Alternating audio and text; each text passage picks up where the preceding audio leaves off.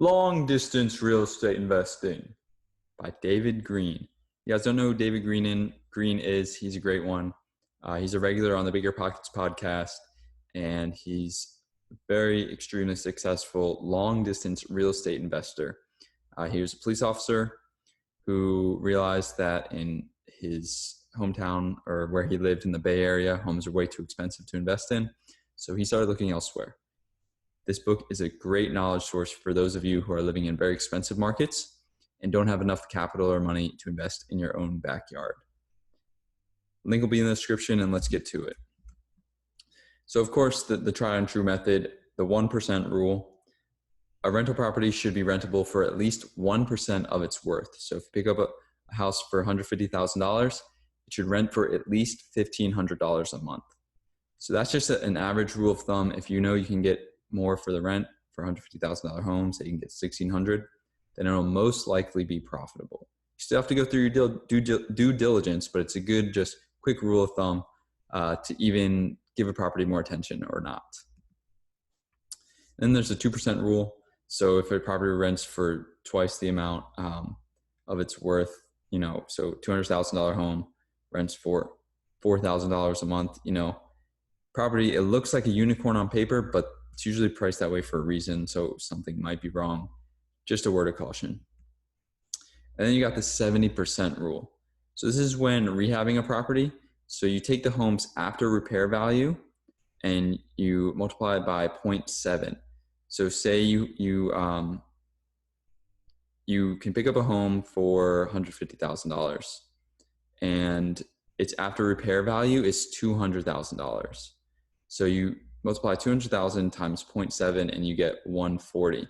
So now you know that you have to offer 140 or below to get a good price and to make money off the deal. Now it's possible that you could still make money with it being a little bit higher than 0.7, but that's just a general rule of thumb. Again, it all depends on how much rehab you have to do, but that's just a general rule of thumb.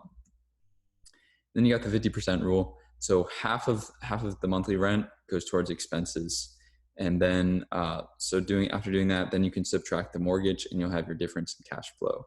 Again, all circumstantial, but as like just general rules of thumb, half of the rent usually goes towards expenses and whatnot. So yeah. Love this quote by Kiyosaki, Robert Kiyosaki. The richest people in the world look for and build networks. Everybody else just looks for work. Very interesting. So you got to build your network, find the right people to help you on your journey to success. And the price to rent ratios, you can look these up on various websites, but the South and the Midwest are the best. So if you're looking for strong cash flowing properties, South and Midwest, again, but they don't appreciate as much as say the Northeast or the West markets. So it's all what you want. And rentometer.com, and that's a good resource. And there's a mortgage calculator app for your phone. You put in the numbers quickly to analyze if the property is going to work or not. Curiosity will conquer fear even more than bravery will. It's a quote by James Stevens. I don't know who James Stevens is. I just forgot since I've read this book, but I like that quote. It's a good one. Just keep on being curious, saying, "Oh, what's going to happen next?" And then you'll be good. And there's also, you can go on Zillow.com to find the best producing agents. Well, that was interesting. I didn't know that. I just thought you could look for houses there. And a big key, the job market determines the rental market. So if you want to invest in a long distance property, make sure you understand that city's job market. Because if there's a bunch of tech startups, that means, younger people in general, city life, walking distance things, that kind of thing. While corporate jobs mean more families and, rental properties further away from the city and bigger houses will be more likely to rent out. And I like this a lot too, kind of goes with some of the other quotes before, but people spend too much time searching for information when they should be searching for people who know the information. Again, build your network, get a good team behind you, and you can do anything. And also, like I've said in some of the previous real estate videos, everyone cares about the ROI, but they neglect the ROE. And long distance real estate investing provides an advantage because You can sell in an upmarket somewhere, say in, I don't know, California, there's an upmarket, it's going through the roof. You sell there, and then, Cincinnati's going through a down market. So you take your profits from California, invest in Cincinnati. That's why, that's a big advantage long distance real estate has over the traditional. And you got 4 simple determining value factors: location, square feet, bedrooms, and upgrades. That's how homes are valued. Good thing to look for: a 2-bed, 1-bath, or 3-bed, 2-bath houses with more square footage than needed. So then you can possibly add a bedroom and maybe a extra bath too, and that could result in a 30 to 40% increase in the home value. Now, if you have like a 1-bed, 1-bath, and you can add a 2nd bed, that's going to give you the greatest increase. And then 2-bed, 3-bed is a little bit smaller. As you go up, it's a little bit of diminishing return. Turning a 4-bedroom into a 5-bedroom won't add too much value. It could, but stick to like the smaller homes. If there's a 1-bed, 1-bath, huge property, you can definitely add a 2nd bathroom, second bed, and a 2nd bath even. Definitely go for that one. Good neighborhoods are neighborhoods with a large range. So, $50,000 to $200,000, say.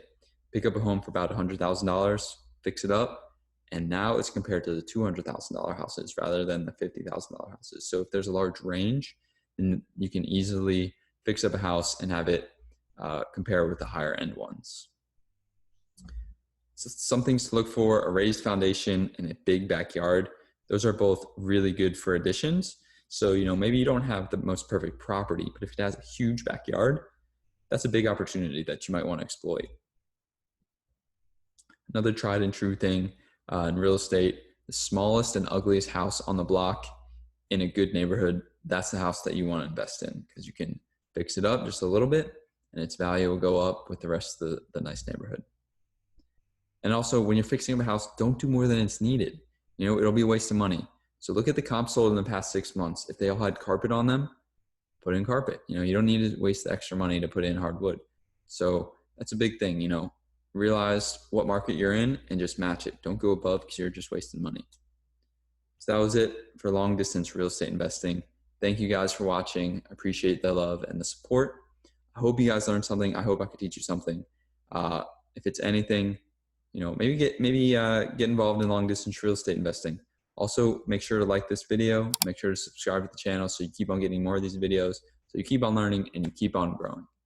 So lifelong learning and reading books is just one part of Sticky Habits University and Discipline 101. Imagine kicking all your bad habits to the curb, and imagine how successful you'd feel after implementing 10 new healthy habits. After enrolling in Discipline 101, my new course, that's how you'll feel every single day. Because it's simple. It all boils down to constantly reinventing yourself through self-discipline and healthy habits, because that maximizes your freedom and it maximizes your fulfillment. Living like this changed my life. Go check it out.